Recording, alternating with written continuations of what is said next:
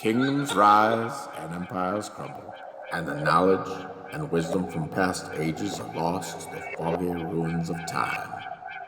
But for genuine seekers of truth, one place stands alone on a hill, shining brightly in the darkness. You, dear listener, have reached the Hidden Citadel.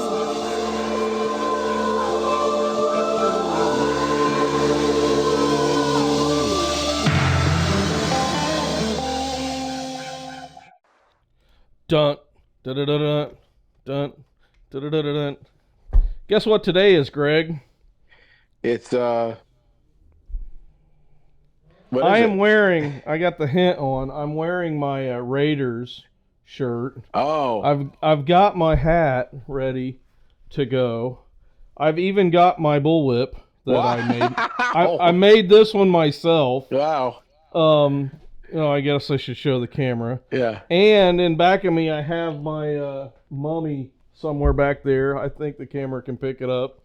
So, today we're talking about the Ark of the Covenant. That's awesome. So, I don't think I need to wear the hat right now. But it is an actual, I got this at the antique shop. It's an Indiana Jones hat from the not the Temple of Doom, what's the next one? The Holy Grail. The Last Crusade. Yeah. Last Crusade. So it came out with yeah. Yeah, it came out with the Last Crusade. I'm going to say right up front, I don't care what anybody thinks. I liked all 5 of the Indiana Jones movies. And I even kind of liked the young Indiana Jones back in the 90s when I was in high school. I thought it wasn't too bad. I do have my little Ark of the Covenant right here that is ready to go. And somewhere I've got a little Indiana Jones guy if we need it. Oh, that I can bring it out. Yeah. To demonstrate they found something. Us on the Hidden Citadel. Is that what you're saying? They found us? That's right. They found us. Hey, they found us at the Hidden Citadel. And now we're looking for the Ark. Do you like the whip? That's crazy cool.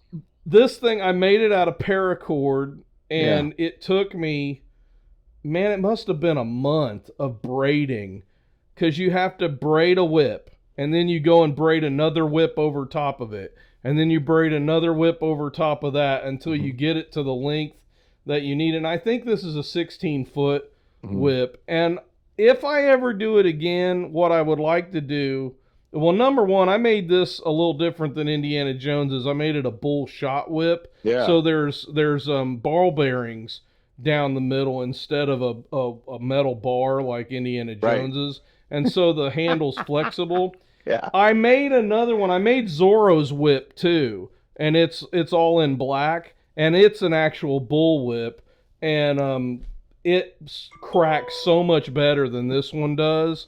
But this one's really good for, like, if you want to whip onto something and swing, it's pretty good. But that's awesome. I got the little lanyard for the handle and everything, and wow, I love this thing. If we weren't inside, I would crack it for you, but it took me, like I said, about a month to make it. There's a really good bullwhip making channel on YouTube. Yeah. And I followed that guy's tutorials, and that's how I came up with it. But we're not talking about bullwhips today. We're talking about the Ark of the Covenant. Yeah. So and everything that we know about it. Which might not be a lot, but we'll figure it out. Well, I think one of the things, just that, we know how it's made. We know its dimensions. We know. Yep. We know what it did, what it allowed, what it how it protected, but how it also blessed the house of Obed-Edom.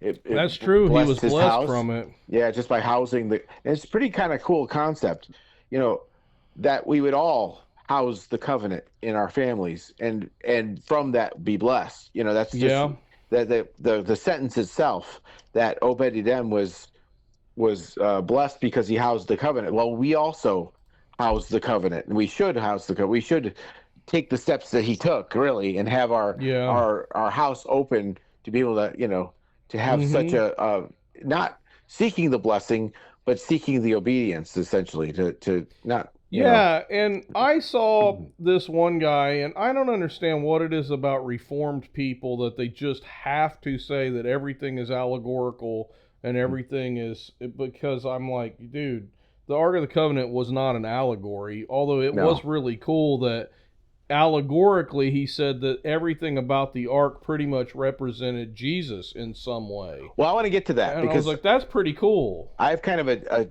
another take on it as well. Okay. Um, we will definitely come back to that then. But what we do know about the Ark, for anybody who's been living under a rock for the last 50 years, let's go ahead and explain and to address them. those people. Yeah, we will address those people real and welcome quick. to the Citadel. If you've just been living under the rock, you found us.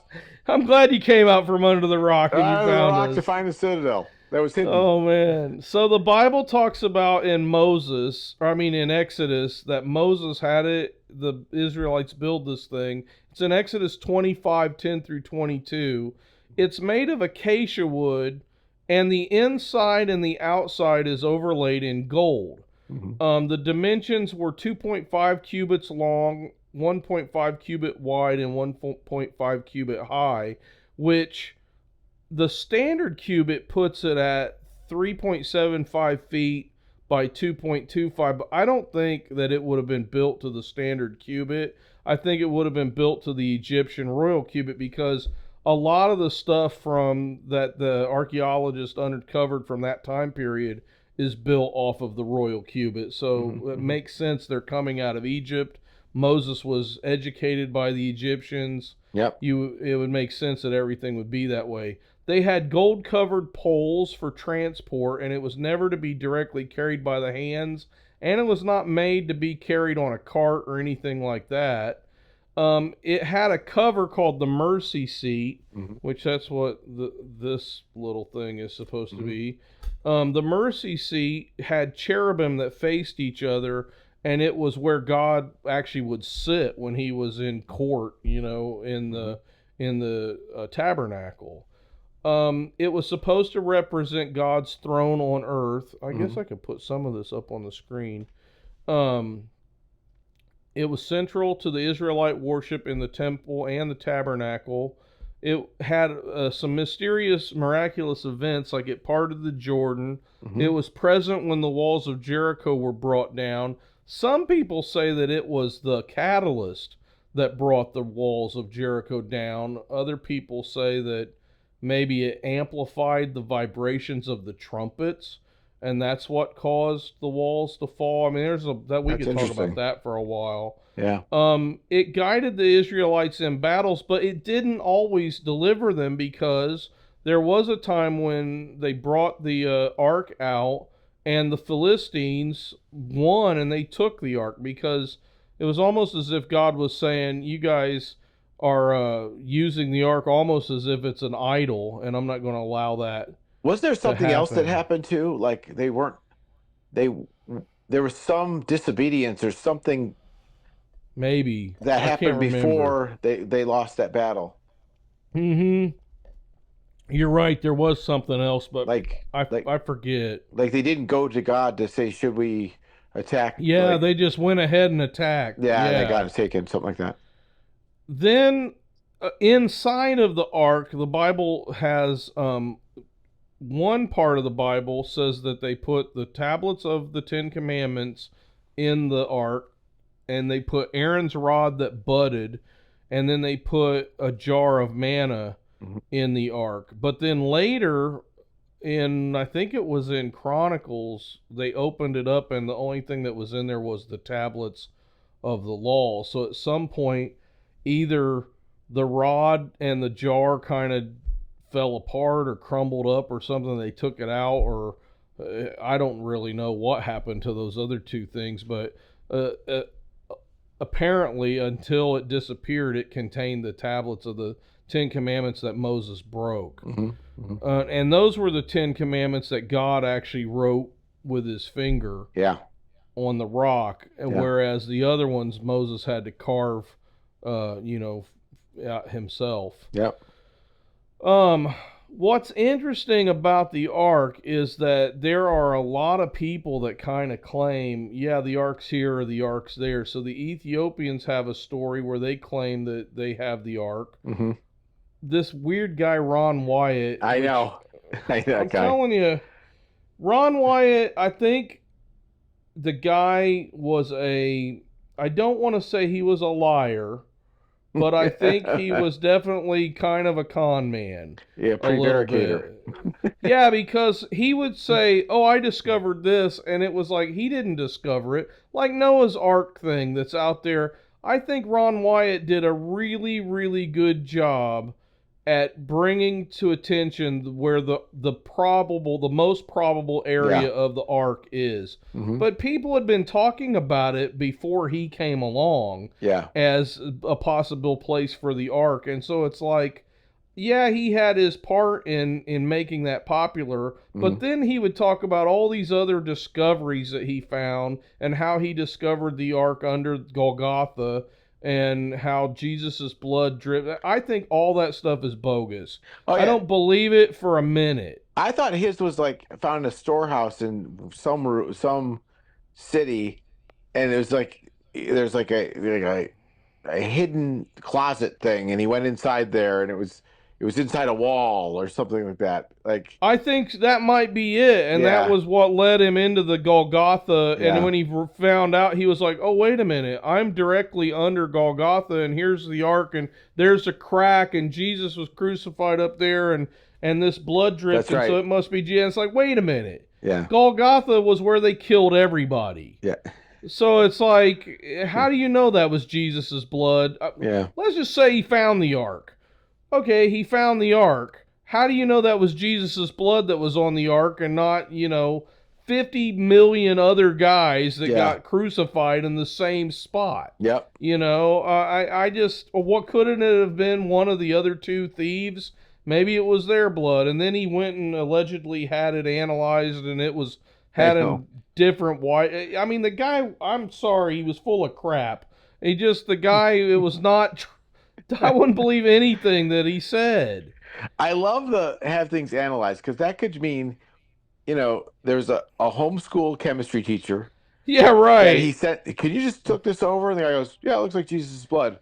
I've had it analyzed by a chemist. Chemist." And this is what he said. Meanwhile, it was like, I think he was a guy that really loved going to the Middle East and Israel and traipsing around like he's Indiana Jones. Yeah. And he would come and tell churches anything that they wanted to hear so that they would give him money to go. And the thing was, it's like, he was Seventh-day Adventist, which right there is like sketchy to me, because that's like, I put the Adventists kind of on the same circle as I do Calvinists. Yeah. They might be Christian, but they might easily not be Christian too. And it's like, so I just don't have a lot of faith in anything he said. And the whole thing about finding the wheels under the in the Red Sea where Moses crossed, and finding the rock that Moses, had the water gush out. He was a heck of a tour guide, but I don't think he found any of that stuff. That is so funny. Well, the first suspicion that shows that he's absolutely wrong is that if anybody is Indiana Jones, it's Willy Minix. It's not him. Because I made the whip. Yeah. He would have beat me to it, though, because I was just a little kid. Actually, he probably beat Indiana Jones to it, too, because it came out in 81, and I don't know when Ron Wyatt started traipsing around over there, but I don't believe it. I really am skeptical about it, and I could be wrong. And his wife has a YouTube channel that I've looked at some of her videos, and she seems like a really nice lady, but I just don't buy half of what he's saying. No. I really feel like it was a money-making thing. There's another guy out there, Schneblin or something, Bill something, and he always pops up on a lot of these things. And the funny thing is, it's like, you'll listen to him and he'll say, oh, I was a 90th level druid, and oh, I was a 33-degree mason, and oh, I was a vampire, and we actually drank people's blood, and oh, Yeah. and he's always talking about all these things he did in the occult, and I'm like, I don't know that you would have the time to do all the things that you say that you did. Yeah, you're not before yeah. you got saved. I just don't believe it. I think you're some huckster trying to sell a buck. And I will expose another one. I think it's called the Prophecy Club. I called them one time to see if they would like to let me get on and talk about my book Hard Rain when it was first published. And the guy that runs the Prophecy Club immediately wanted me to buy into some weird pyramid gold scheme about, and you can only basically be on his show if you pretty much buy into the gold scheme, and That's quite a scheme. and it's something about Vietnamese currency that is gold, and it's going to go up, and they need it because, and this is why I wanted to be on there, is because they were post-trib. And I was like, oh, well, this is cool. Well, the whole reason they're post-trib was because you're going to need the gold to be able to get through the end times. And if you don't buy into the gold thing, then... And of course, this is something I personally experienced talking to the guy. And it's like other people out there might be like, what are you talking about? They're good Christians. And it's like, nope, I don't trust them at all. No. I wouldn't. They're con men that are using the Christian thing to, and they do have some interesting people that come on there and talk about things that I agree with, from time to time, but they're not a source of good information. The Prophecy Club sounds like two things. One sounds like something that happens at a high school every Thursday afternoon. Kids get together and predict talk about prophecy, what the tests are going to be like the next week. Or yes, and the answers. Oh yeah, and the answers. Or it sounds like a sandwich at Subway. It could be that the Prophecy Club. I'm gonna prophesy this is gonna hurt my stomach. Yeah, that's right. I'm gonna prophesy you're gonna spend the evening in the bathroom. High cholesterol. Hello, cholesterol. So let's go back some arc reasoning, because there's the arc having just essentially the power of the presence of God. There's a before and after we have to kind of consider. The before is in its assembly, you have to be able to touch it, and then at some point God must have entered, or must have, something must have happened to it, once it was finished, that it became supernatural. And then once the temple was formed, then we have, or once the tabernacle, I forgot what I remember seeing the tabernacle. Tabernacle. Once then that was filled. Then what the ark was no more to be carried around, because God was to be carried. It wasn't the space of. Go ahead. The tabernacle was put at Shiloh, but they still brought the ark out. But then it wasn't until the temple. Yeah. And when the temple was built, then there's no need for the ark. So then the ark really wasn't. It didn't have the same supernatural function after that it did during. Well, it kind of did, because the function of the ark was to sprinkle the blood of the sacrifice onto the mercy seat, so that the blood and the mercy were permanently united together. Yeah. So whenever the Day of Atonement came and they made the sacrifice, the priest would either enter into the tabernacle and sprinkle the blood on the mercy seat, or they would enter into the Holy of Holies in the temple and sprinkle the blood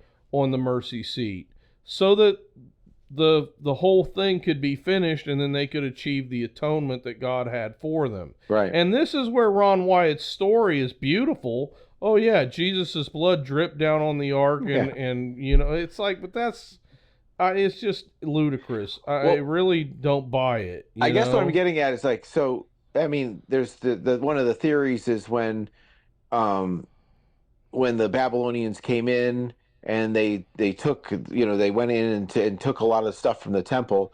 They took, but the ark wasn't listed. Right, it wasn't listed. Yeah. But then they don't know. But then again, the temples continue to be temples despite the ark not, may or may not being there or being listed. And this is what's interesting. We know that the ark wasn't there during Herod's temple. Yeah. but that it was there all the way up until about the time of the Babylonian invasion. Yeah. But pre the Babylonian invasion, you have the story of Menelik, and the Queen of Sheba allegedly came to Solomon, and they had a child together named Menelik, who grew up in Solomon's court. Yeah. And then when it was time for him to go back to Sheba, Mhm. he was given a copy, a reproduction of the ark, Mhm. and he took the ark back to Sheba. And in this story, Sheba was Ethiopia. Now, the thing that people have to keep in mind is nobody knows where Sheba was. Mhm. So it's not necessarily so that Sheba and Ethiopia were synonymous with each other, but it is part of the Ethiopian Coptic Church or Ethiopian Mhm. Orthodox Church. That is part of their doctrine, that ark came, Mhm. and Menelik actually swapped the arks out so that he could take the real ark with him. Yeah. The problem with that is the ark killed everybody I that know. wasn't a Levite that touched it. If But- Menelik tried to steal it, it would have fried him. All right. Not only fried him, but he would have taken it back, and it would have destroyed It would have put tumors Everybody on people. else, It would have exactly. brought rats. It would have knocked just like down it the did idols. with the Philistines. Yeah. No. So what I you don't mess think, with the ark. no.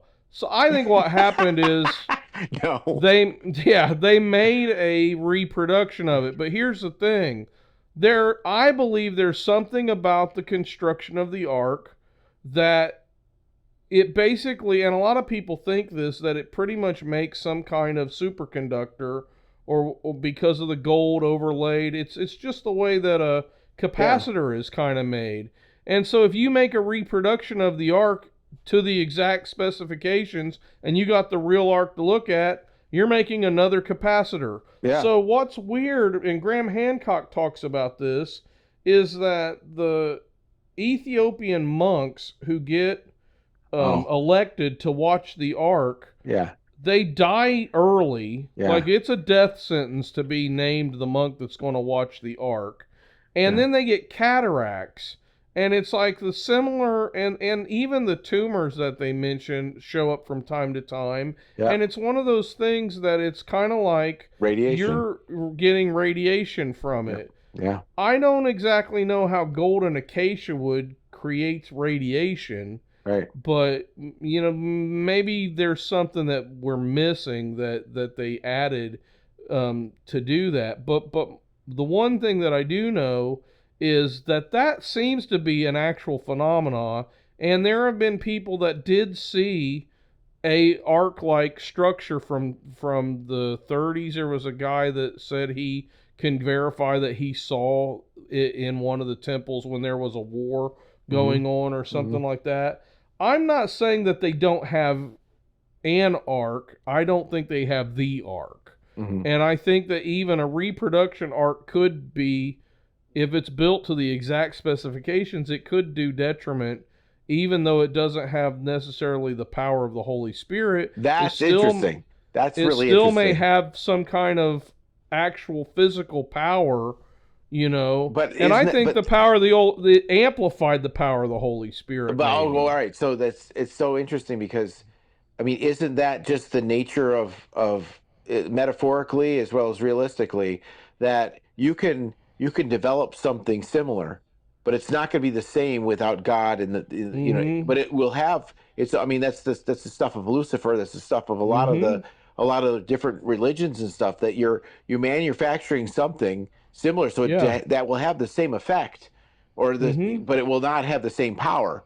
And so exactly. So it doesn't. It becomes congruent, but it doesn't become exact. Yeah. One of the things that I see about the ark is so interesting about that it's all the elements of it, but assuming that it has the Aaron's staff that budded, right? Assuming it has the manna, assuming it has the word. To me, and this is something I actually pray over my family, I see it as a prayer. Yeah. And here's the prayer.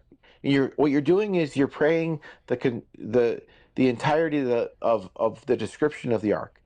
So you have and this is like Psalm 91, like you have the wings folded over, and by the way, it says protecting it. That's what Yes. the wings are folded over, protecting it. Then you have, and that is where you start your prayer, and then you look for purification. You look at the where the place where God dwells, and in the lid, right? And as Yep. you move in, then you have the word, you have an unfailing provision, which is manna, and you have Manna. Yep. supernatural intervention, which Yeah, is the which is the rod that budded. rod. That's what you're praying over. That's your prayer. Yeah. And that it's the presence of God is not just the presence of God, but the function that you have protection, you have purification, you have unfailing provision, you have supernatural intervention, and you have the word. And you also have, with the mercy seat, the presence of God Yeah. with you, you Yeah. know? So it's like you've got all those things. Yeah. That's awesome. I like that. That's what the mercy seat is the place. Yeah, right. That's the purification, the place where you go, Yeah. right?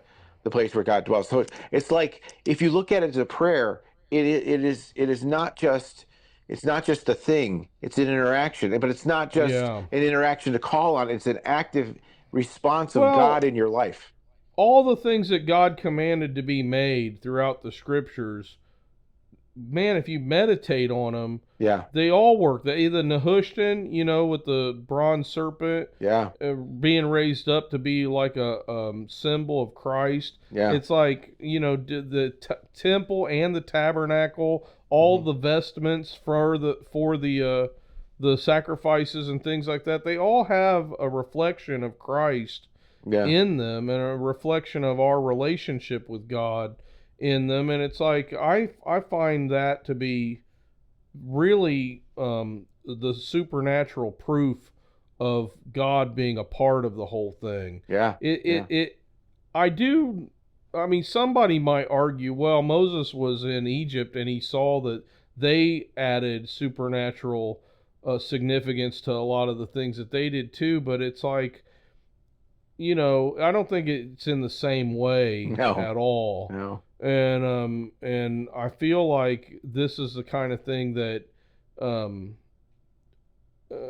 Moses, I think, he wasn't trained to be a priest. He was more trained to be a general, you know? So Yeah. it's kind of A like leader. Yeah. Yeah, and then he rejected that, and that's the Yeah. thing. God called him back and said, "No, you're gonna." And God never made Moses into a priest. No. You know, it was Aaron and the Levites that Yep. became the priests, and Moses was always the general. You know, and so it's. I think that's something that people overlook sometimes. Yeah. I want to talk about acacia wood real Yep. quick. Let me go back to the other picture and see if I can find this. I didn't know this about acacia wood, but you know how I'm always interested in herbs. Yeah. Acacia wood, again, I looked this up on ChatGPT, so it could be wrong, but I think it's probably, I got a feeling that this is right. Because I'm pretty sure I've read this somewhere else, but the genus is acacia from the family Fabaceae, and it's the common biblical acacia is thought to be Acacia sayal or Acacia tortilis, and its regions are native to Africa, the Middle East, and part of Asia. The properties of the wood are that it's hard and durable, so it's resistant to decay, which makes it ideal for a long-lasting construction. So if you want something to last for a long time, you make it out of acacia wood. Now, here's the other thing. I've heard people say, well, it's been so long. If it was in a cave, it'd be damp and blah, blah, blah, and the acacia would have rotted away. Well, apparently acacia is similar to teak in that it doesn't rot. You know, it's there for the long haul. Yeah. It's very lightweight, but it's very strong. So it's perfect for something like the Ark that needed to be portable, Right. to carry it around. And it has a very fine grain, so it's easy to carve and polish, which fits the ornate descriptions in Exodus. So what that says to me is there's a debate about how thin the gold was. And so it's like, well, if acacia wood is made for carving, fine detail in, then that tells us how thick the gold was. Yeah. That means the gold had to be thin enough to either be like a little thicker than gold leaf so that it can be hammered on Yep. as an overlay of the wooden box, or it was really thin like gold leaf and it was put on like that. I'm kind of tending to lean more towards the hammered on part, but even at that, that's very thin gold, so it's not like you're putting a big thick plate. And some people are like, oh, the art could have been 500 pounds, and it's like, that's what the Y-Files, he mentioned that he thought it was, and it's like, no, it's not going to be that heavy. And even though you've got 4 guys carrying it, that's probably just for stability more so than weight bearing. Yeah. So it's easy to carve and polish, which fits the ornate descriptions in Exodus. Historically, it was used in ancient furniture, religious artifacts, and construction, particularly in Egypt and the Levant. And it's durable and resistant to termites and water damage, which makes it ideal for sacred objects like the Ark of the Covenant. Wow. Now, here's what's interesting. The medicinal properties of the acacia, the sap and the gum, which gum arabic, which I actually, oddly enough, I have a little bag of here somewhere. Oh, yeah, right here. Because I was making my own ink the other day. This is what gum arabic looks like. It's a really fine powder. And I've seen that on Miami Vice, too. Yeah, right. They powder this the gum, and they keep pounding it and grinding it until it becomes like this. So when you add water to it, it reconstitutes and becomes sticky again. Oh, wow. So that you can use it as an agent to make other things stick. So like if you're making ink, which is what I was doing, you add the pigment to the water, but the pigment and the water would separate eventually. So the gum arabic goes in to try to keep the two of them connected. It binds them. That's so interesting. It binds the natural to the water. Wow. You know, kind of like baptism, you know, I mean, it's an interesting thing. Well, anyway, it's been used for thousands of years as a medicine, too. So it's supposed to be a digestive aid, which soothes irritation for the stomach and the intestines. It's anti-inflammatory, and it can reduce minor inflammations when ingested or applied topically. It's good for oral health for mouthwashes and lozenges. And it forms a protective coating on mucous membranes. And it also works as a mild antiseptic to promote healing for wounds. So it's a cool thing. Chuck Missler claimed that it had its presentation is thorny, and that the crown of thorns was actually acacia wood. I've heard that too. Yeah. And in fact, I heard that from Missler. Yeah. I don't know, because I didn't look up a picture of what it looks like, but it wouldn't surprise me, because I know that in Indiana we have a tree called locust. We call it the locust tree. Yeah. And its sap has a lot of similar properties to the acacia, but it has poisonous thorns. Yeah. That and I don't know that they're poisonous, but we called them poisonous thorns, because whenever they would poke you, you would get like an infection where it poked you, and it was I remember getting nailed one time in my hand, and it swelled up and got really bad, and that was after cleaning it out with hydrogen peroxide and everything. It was just a nasty tree to get poked with. Yeah. So I wouldn't be surprised if that was the case, but I couldn't say for sure. Right. But then the whole thing about the electricity is, you take a conductor like gold, and then you put a non-conductor and then another conducting element, and you stack that up. Well, basically you've got one here and one here, one here and one here. So now you've got a capacitor. That you basically created. And so I don't know how much electricity could be stored in something like that, but let's say a capacitor is used to store electricity. That's why you don't touch, when I'm working on a guitar amplifier, you don't touch the capacitor in the back of the amp, or it will shock you. Yeah. And if it's been recently plugged in, it can shock you enough to kill you, depending on the amp. Yeah. So it's like you have to be really, really careful about that. If you've got a capacitor like that that's been building up just static electricity in the environment, and it's just building it up and storing it and storing it and storing it and storing it, when it discharges, that's going to be a pretty nasty shock. And if it was that big of a capacitor, I'm talking about a little capacitor can kill you in the back of an amplifier. Yeah. If a capacitor is that large, I don't know how much electricity can be stored in it, but I think that it would be really interesting if somebody could come up with some computer program that could kind of do like run some tests on it and just make different sizes, different thicknesses, and just kind of run through all the parameters and see what kind of charges could be held with a device like that. So funny. That's why I think a Menelex probably could have hurt people too. Yeah. I was thinking like have AI and a 3D printer to say, make the Ark of the Covenant and make it really work. And then make it really work. 3D printer. And you're like, wow. Yeah, prints it out. It's interesting though, going back to what you're saying about that it having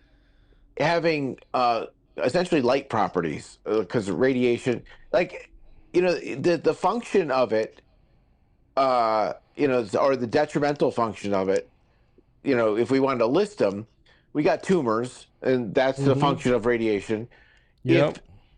The dispersion of rats. What's interesting though, rats don't really run around in the daytime; they run around at night. But if you were to send radiation out into the darkness, they would run. They would scamper, and they'd be displaced, right? Yep. So you have that, and then the third thing is the Temple of Dagon. It knocked Dagon over. It knocked Dagon over. So the radiation became a force of such. If that's what happened, or electricity. Really electricity right. could knock something like that over too. So it's just like you wonder. It definitely had. At one of the battles, it killed a whole bunch of people when they brought it out. And that's the picture that in the Raiders of the Lost Ark, when he opens the Bible and they're holding it and the light beams are coming out. Yeah. That battle, I think it was in Judges, it killed a bunch of one of the armies, which is why they said, go get the Ark, so we'll just slay this army rather than fighting them ourselves. Yeah. And that's when God allowed the Philistines to take the Ark. So it's kind of like there was something about it. And then Uzzah, he touched it and got killed instantly for touching it. Yeah. The Ark was so deadly that it said that the priests had to wear bells on the hem of their garment, and they had to have a rope tied around their leg so that if the priest died while he was in there, they could pull him out, which to me implies that it must have happened at some point. Well, look what you just said about the capacitor, though, being so violently volatile that if you touch it the wrong way, like you said in the back of an amp, you die. And so this had so much power generating kind of throughout it. But the only way that a priest could go in is if he was wearing the ephod. And there was something about the ephod that had all of the... Well, number one, it had a different precious stone for each one of the 12 tribes. Yeah. In front of a pouch that had whatever the heck the and the Thummim was. Yeah. In the pouch. Urim and Thummim. Yeah, the Urim and the Thummim. And so the rest of it says it's linen, but he had to have a turban on. Yeah. And he had to be completely shod. And so it's like, I don't know. I'm wondering if it was a ground. It was a ground. That's what I'm saying. Yeah, that's what it's like. So if he's somehow grounding himself, then he can take he can do all he wants. Take it off the mercy seat off. Yeah. And why they would ever want to open it up, unless maybe the priest is like, I just want to see Moses's. I want to see the finger of God that wrote on the tablet. Yeah. Maybe I can make some of it out. I have a headache. I need 2 tablets. Yeah, take 2. They're small. I'm thirsty. I need a bud. Just kidding. My favorite is when Mel Brooks comes down from the mountain. He says, "Behold, your 15 crash, 10 commandments." Yeah. 10 commandments. Yeah, That's really funny. I thought that was a good one. But yeah, so there's some mystery about it, not just whatever happened to it. And so, okay, so then we got to talk about what happened to it. Yeah. So, the first theory that I'd like to get out of the way is that when the Babylonians attacked the Jerusalem, that they broke the temple in such a way that a big rock fell down and crushed the ark, and that was the end of the Ark of the Covenant. No. I could see that that's probably the only way you're going to destroy the Ark of the Covenant. But why is it that so many people think that the Ark survived? I mean, you would think that one of the prophets or somebody would have written, and thus the Ark was destroyed. Yeah. And the hope went out of Israel or something like that, you know? And then why is it that in Maccabees it says that it was actually removed by Jeremiah? Yeah. So it's like... I heard that one too. I think it's 2nd Maccabees.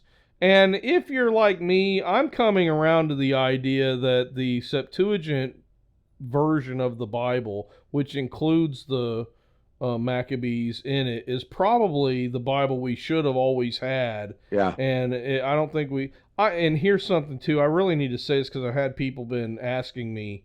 No, I do not hold with the Orthodox view of I would not say that I'm becoming Orthodox or anything like that, because I disagree with them on a lot of things. Number one, they are not an unbroken group that takes their lineage all the way back to the disciples. They've had their schisms and factions and things like that. The other thing too is, if the early church were to compare Orthodox theology or Roman Catholic theology to their theology, they would say both groups are heretical. Yes. For a lot of counts. And so it's like, I don't buy into the Orthodox Church. I do think I would consider Orthodox and Catholic Christians to be Christians. Mm-hmm. I just would put them getting real darn close to Calvinists on the leaving the circle of Christianity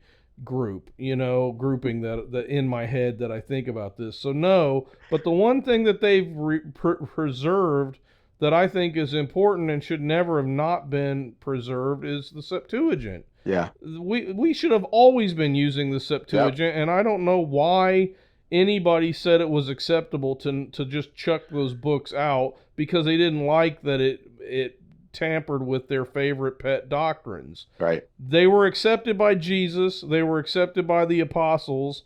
And if Jesus and the apostles accepted that as scripture, who are we to argue with that? Right. And who is Martin Luther, or who is Justin, or anybody else that would argue, or Augustine to argue against that? They don't have the authority to argue with it. So it's like, that's why I highly recommend getting yourself a good copy of the Septuagint. A good one. And I will say this: the Orthodox Septuagint is a very good copy of the Septuagint, and so if you want to get one, get the Orthodox Study Bible. It is a really good Bible to have, except I wish they had more maps in it. But you like your maps? I do like my maps, and that's why we've got a map on the screen behind us. But my point for that rant was to say that I do think that we should put some authority on the fact that Maccabees 2 says that Jeremiah saved the ark and brought it out. So if you say, okay, well, Maccabees is part of the Bible, and the Bible says that it was rescued, then it's like, okay. But then the question becomes, where did Jeremiah take it? Mm-hmm. And so that brings up the Copper Scroll thing. And do you know much about the Copper Scroll? No. Okay. In the Dead Sea Scrolls, most of the scrolls were made on vellum or calfskin or leather, but there was one scroll that wasn't, and it was on copper, and it's basically a treasure map of all of the items, not a map, but a listing. Oh, I have heard of this. Yeah, okay, of all of the items that was saved from the Babylonians. Yep. Yeah. Okay. Recently, and I wish I had the guy's name, but you can look this up. There's a bunch of videos about this on YouTube. this fella over in Israel has been petitioning the government to let him dig in these spots. He knows that he's found the 3 caves where they have the and so he took like ground penetrating radar, set it on a gold setting, and well, he fine tuned it. They buried some gold or silver or something in the ground, and then they fine tuned the ground penetrating radar in on this bag of silver. Yeah. And then what they did is they started checking all the area, and they found 3 spots with increasing amounts of gold, basically. And then he found a cave that was bricked up and sealed with mortar. And he was like, so up above this cave, when you do the ground penetrating radar, it shows there's more gold. That it's off the charts how much gold is in there. I remember, yeah. And then, but it's sealed up with mortar and bricks that date from the time period of the first temple. Wow. And it's like, why wouldn't they dig it up? You know, it's either the Copper Scroll cave, or maybe it's Solomon's tomb or something like that. It's like, but yeah, they should be digging it up. But for whatever reason, the Antiquities Authority doesn't want to let him dig there. And so who knows if we'll ever know what's actually in that cave or not. But so that's, I think, I'm pretty convinced the Copper Scroll Qumran theory makes an awful lot of sense to me. But I'm not willing to dismiss the Axum in Ethiopia. It's in the Church of Our Lady Mary of Zion in Axum, Ethiopia, is where this other... And I do think that it probably is a reproduction of the Ark made during Solomon's time that maybe he did send with Menelik. And then that would kind of prove the theory that Sheba was actually a big empire that included Ethiopia as part of it. Yeah, and Kush and who knows what else. So I can see that makes sense to me too. Yeah. But I don't believe that it was the real Ark. And of course, their whole argument about not getting tumors and stuff like that is, well, God has ordained that the Ark be brought there so that it can be preserved and it's safe.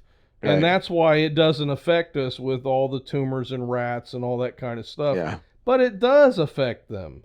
It's blinding the priests, and it's causing them to die, shortening their lives. So obviously it is definitely afflicting people, which makes me think it's just not the real Ark. You know, if it was the real Ark, it would be bothering everybody on a big, massive scale.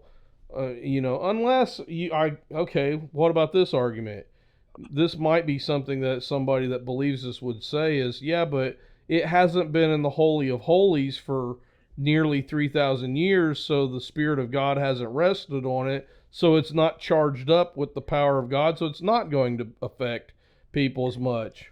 Yeah, but you gotta use the litmus test of, has it been where do we know that it's been housed before? And what were the effects when it was housed? Well, that'd be the house of Obed-Edom. Exactly. And so it blessed. So they make a replication of one that is not the one. And you put that, it's probably going to curse. Yeah. Yep, that's my thinking. Yeah.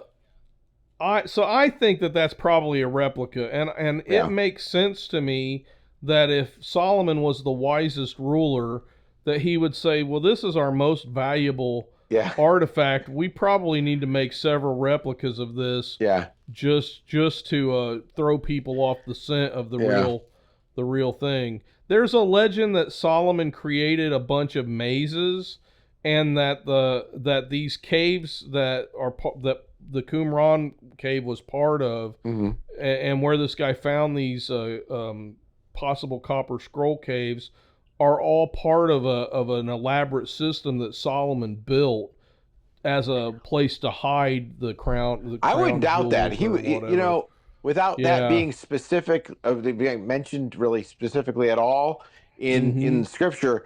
You see the stuff the intricacies of what he did, that's what I'm saying. Detail. It is highly, if something emerges That shouldn't be surprising. And the other thing too, just to throw this out there, the things that Solomon built were built to the Egyptian royal cubit. Yeah. You know, we there are things like his wife, one of his Egyptian's wife's house has been uncovered, and it's to the Egyptian royal cubit, which is when you hear people say, well, Solomon was a mythical figure, they don't know what they're talking about because they have evidence. They dug up his wife's house. Yeah. You know, it's like, it's ridiculous to say he was a mythic figure. Yeah. But anyway, he was using the royal cubit. I am so aggravated that there are people out there that will make these statements that are just ludicrous. And it's like, and people are like, the garden variety, you know, your Instagram atheists will latch onto this stuff, and it's like, dude, this is not, it's so easy to debunk what this guy is saying, you know? Yeah. But, so that's the Ethiopian, the Copper Scroll, and the Temple Mount destruction. There's also this idea that somehow during the Babylonian conquest it was lost in battle and that they melted it down. And that to me, oh gosh, that to me is one of the stupidest ones. Because if anybody touched it, they died instantly. Yeah. Who's going to be able to melt this thing down? Yeah. You know, they put on the ephod. Yeah, or they, like I said, if a big rock fell on it and crushed it, maybe that dispersed the capacitance of it, just like if a capacitor in an amp pops, it all the stuff comes out of it and it no more holds the charge. Yeah. Okay, maybe. I mean, but I really don't think so. Some people claim that it was hidden in Petra. So I've heard that too. Yeah, so instead of the Holy Grail being in the Petra, it was actually the Ark of the Covenant. So Indiana Jones was digging in the wrong place for the Ark, apparently. That's what this all leads to. We started there. Yeah, we got in there. Yeah. He got him backwards. His Holy Grail got mixed up with his Ark. Yeah. I do that a lot. Yeah, it's easy to do. There are two more. Some people say that it was taken back to Mount Sinai or Mount Nebo, which was, in the Bible, they say it was, they referred to it as the Mountain of Moses. Yeah. And so some people are like, well, is that Sinai or is that Nebo or is that some other mountain? And so that was what was believed by the medieval Jewish rabbis. That was kind of their thinking on what happened to it. So when they're looking for it, they were finding Nebo? They were finding Nebo, yes. Okay. And I went to the aquarium yesterday in Greensboro and I found Nemo. Oh. So it worked. And Dory. Well, and similarly, when you go forward with the Ark in the right way, you are blessed. Yes. If you go backwards, you're cursed. So you go forward with Nemo, you're fine. Yes. You go backwards, it's omen. That's it. And the last one, this is interesting, is that somewhere under the Temple Mount, the Ark was stored. That Solomon actually had places under the Temple Mount, and they could ferret it away. Yep. And because of that, the Knights Templar probably found it in the Middle Ages, and then they took it to the Vatican, where it is hidden in the Vatican somewhere. I've heard that too, yeah.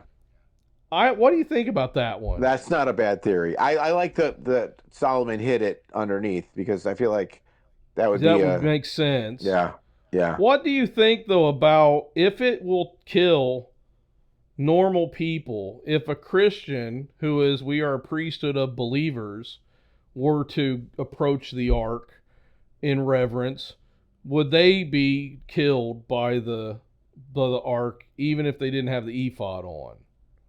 No. You don't think they'd be killed? No, I don't think they'd be killed. I think they'd be fried. And I'll tell you why. Because I think the Ark was a type of capacitor, and I do think that that theory works. I think God could store his power in the Ark so that when he was up on the mountain, and I know God is omnipresent and all this kind of stuff, but there was locality. There was some locality that was happening during the Exodus. He was in the pillar of fire. He was in the pillar of cloud. He was speaking to Moses. Sometimes in the Judges, when God would come as the angel of the Lord, he would be there with Gideon, or he would be there with, whoever. Yeah. And there was something about locality. And so if there's locality with God, then it makes sense that his power could be directional. And so if he wants to make his power amplified and to be used as a weapon for the protection of the people, if he designed the ark to be such a thing, then what you're talking about is once it's charged up, if you don't have that, and the only person that could touch it was somebody that had that special outfit on.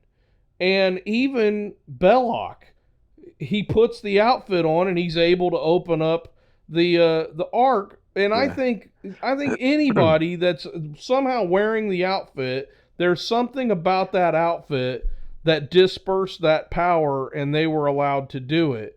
I don't think it always worked, though, because we go back to the person that had the priest that had the rope around his ankle, and they would pull him out. So if a Knight Templar found it, I think it would have killed him.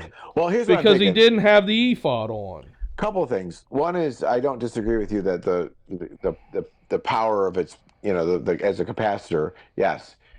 Theologically, I'm just thinking that we were not able to enter the presence of God. If the presence of God, but now we can through Christ. And you said your condition was if it's a Christian. So I'm thinking that the Christians, we can enter the presence of God only through Christ, and that's essentially our protection from His power. Yeah. Well, and maybe that would be a supernatural. There would be a supernatural protection, but my pastor got electrocuted when we were younger pretty bad. It didn't kill him, but it eventually did kill him because it messed his heart up. But being a good Christian didn't save him from getting electrocuted at the top of the church. You have a story. That's how my brain works, Greg. I know.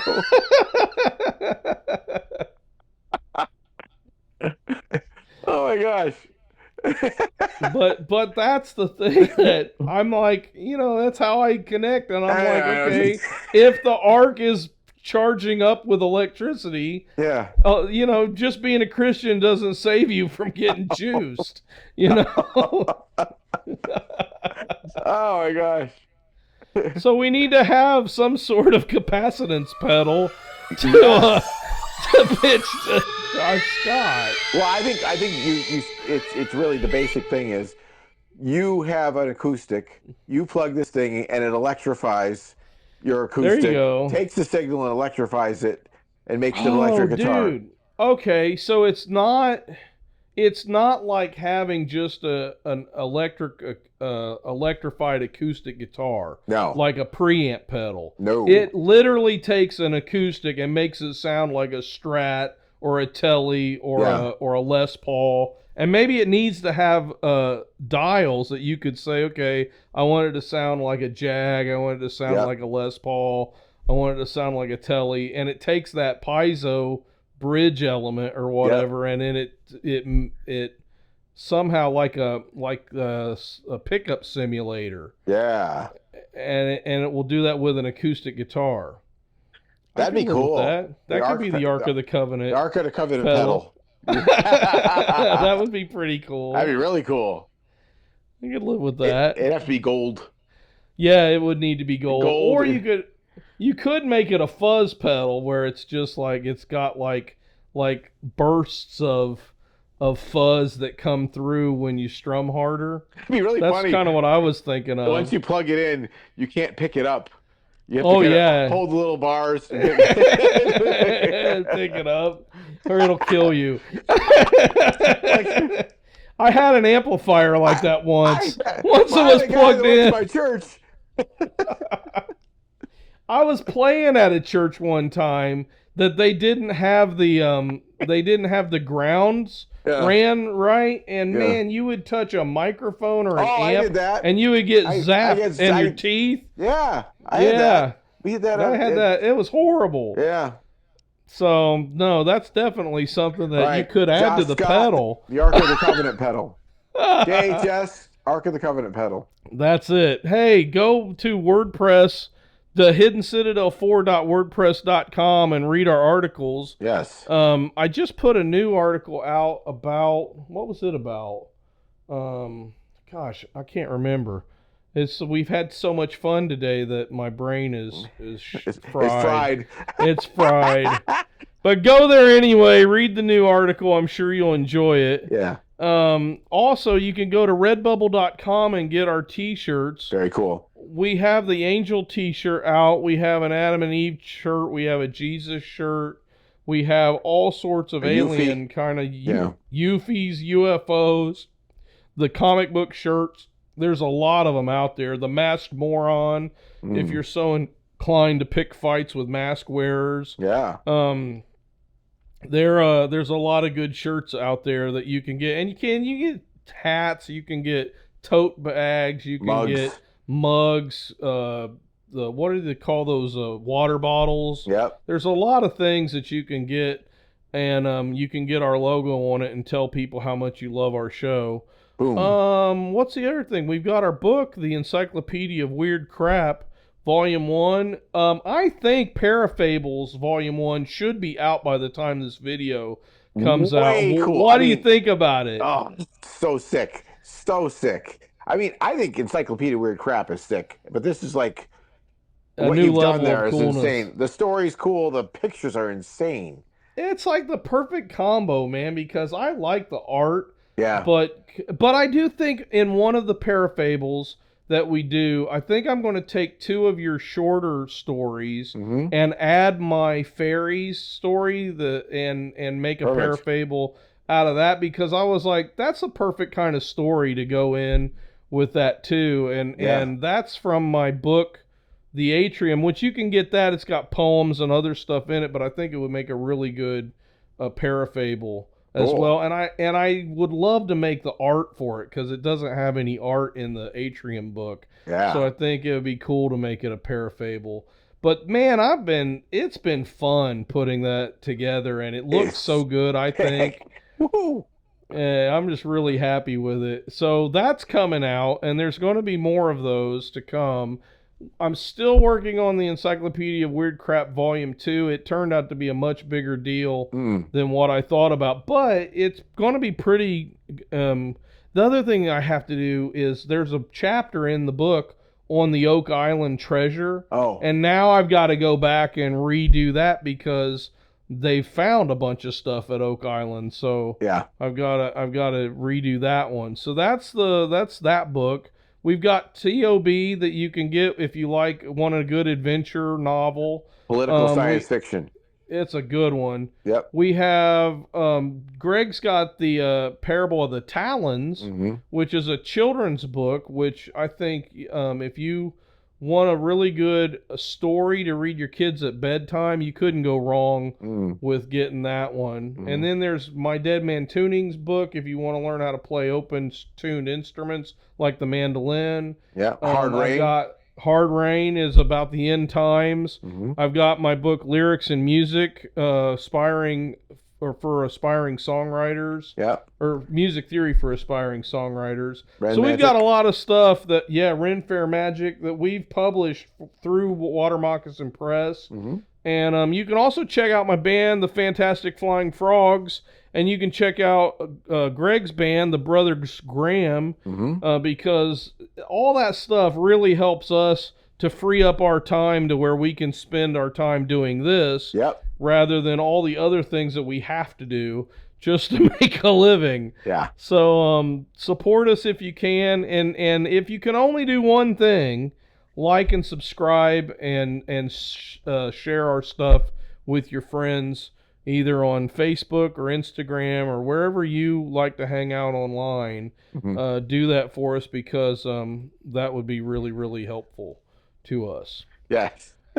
But until next time, stay in the Citadel, because night is coming.